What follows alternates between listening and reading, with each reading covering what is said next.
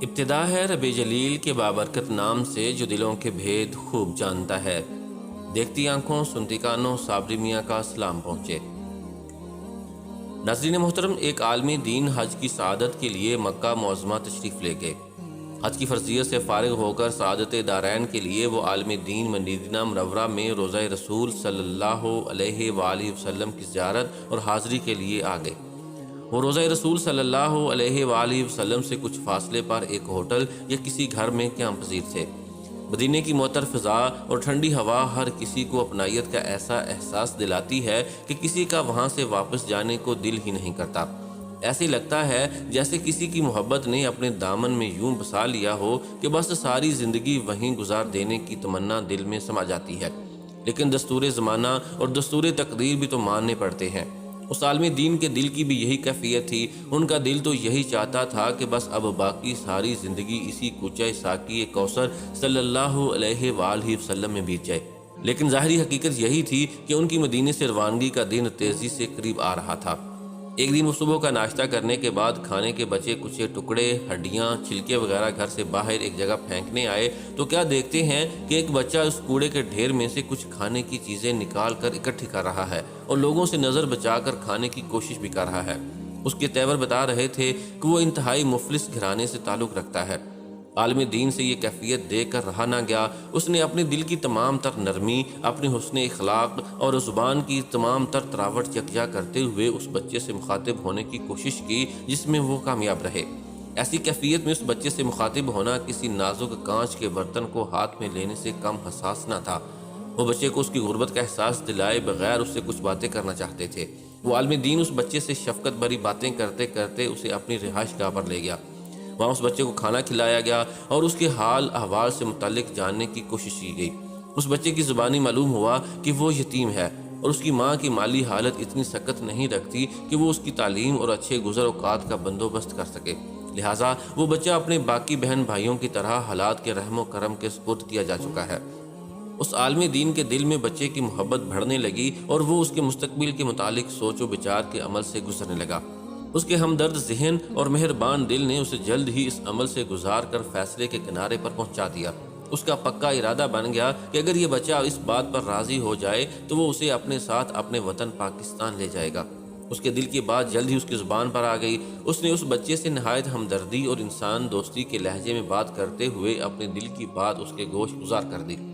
بچہ آخر بچہ تھا، اتنا بڑا فیصلہ وہ اپنی اماں کی اجازت اور رضامندی کے بغیر کیسے کر سکتا تھا؟ اس نے اس محترم عالم دین بزرگ کی خدمت میں عرض کی کہ وہ اس معاملے سے متعلق اپنی ماں سے پوچھے بغیر کوئی جواب نہیں دے سکتا۔ ہاں، اگر اس کی ماں اس بات پر راضی ہو گئی تو اس کے ساتھ پاکستان چلا جائے گا، لیکن اگر اس کی والدہ راضی نہ ہوئی تو وہ ہرگز اس بزرگ کے ساتھ پاکستان نہیں جائے گا۔ بزرگ عالم دین بھی تو یہی چاہتا تھا۔ اس بچے کی والدہ کی اجازت کے بغیر وہ کسی صورت بھی بچے کو پاکستان نہیں لانا چاہتا تھا۔ یہ ایک صاحب راہ تھی کہ بچہ اپنی ماں کی اجازت لے کر ہی ملک چھوڑنے کا فیصلہ کرے۔ عالم دین کا ذہن گہرے تذبذب میں تھا۔ اس کا ذہن کبھی بچے کے حالات کی طرف جاتا تو اس کی سماعت میں اس بچے کی ماں کی سرگوشی سنائی دیتی جو اسے پاکستان جانے کی اجازت دے رہی ہوتی، لیکن دوسرے ہی لمحے اسے ماں کی ممتا کی شدت محسوس ہوتی تو اس کے تصور کی آنکھ دیکھتی کہ اس بچے کی ماں جھٹ سے اسے گلے لگا رہی ہے اور اسے کسی طور بھی اپنی نظروں سے دور جانے کی اجازت نہیں دے رہی۔ اگلے دن عالم دین کی حیرت کی انتہا نہ رہی جب وہ بچہ اچھے سے کپڑے پہن کر اس کے پاس آیا اور آ کر یہ نوید سنائی کہ اس کی ماں نے اسے پاکستان جانے کی اجازت دے دی ہے۔ بچے نے کہا کہ آؤ ہم جاتے جاتے مدینہ شریف کی ایک بار سیر کر لیں۔ عالم دین کا بھی یہی ارادہ تھا۔ وہ بھی مدینے سے کوچ کرنے سے پہلے ایک بار مدینہ شریف کی گلیاں، بازار اور محلے دیکھ لینا چاہتا تھا۔ چنانچہ وہ عالم دین اور وہ بچہ ایک دوسرے کے ساتھ ساتھ مدینہ شریف کی سیر کو نکل پڑے۔ جب مدینہ شریف کے بازار آئے تو اس بچے نے عالم دین سے پوچھا کہ کیا پاکستان میں اس طرح کے بازار ہیں؟ عالم دین نے بڑی تسلی سے جواب دیا کہ ہاں، بڑے بڑے بازار ہیں، وہاں ہر چیز میسر ہے، بہت شاندار اور وسیع و عریض بازار ہیں۔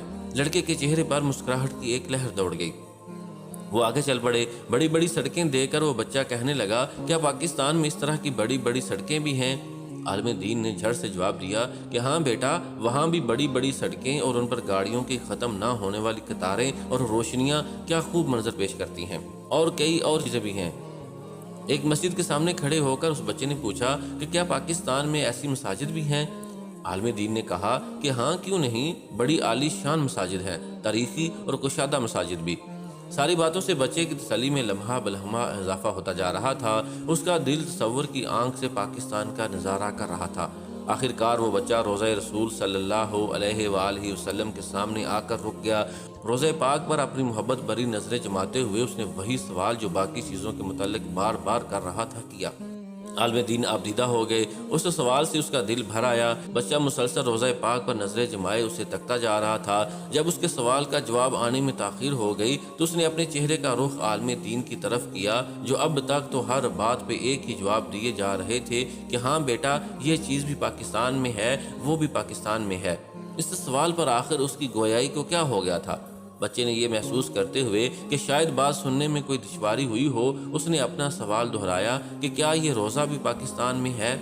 عالم الدین کو جواب دینا تھا۔ اس نے بھرائی آواز میں اپنے آنسوؤں کا بہاؤ روکتے ہوئے کہا، بیٹا، اگر یہ روزہ پاکستان میں ہوتا تو ہم یہاں کیا لینے آتے؟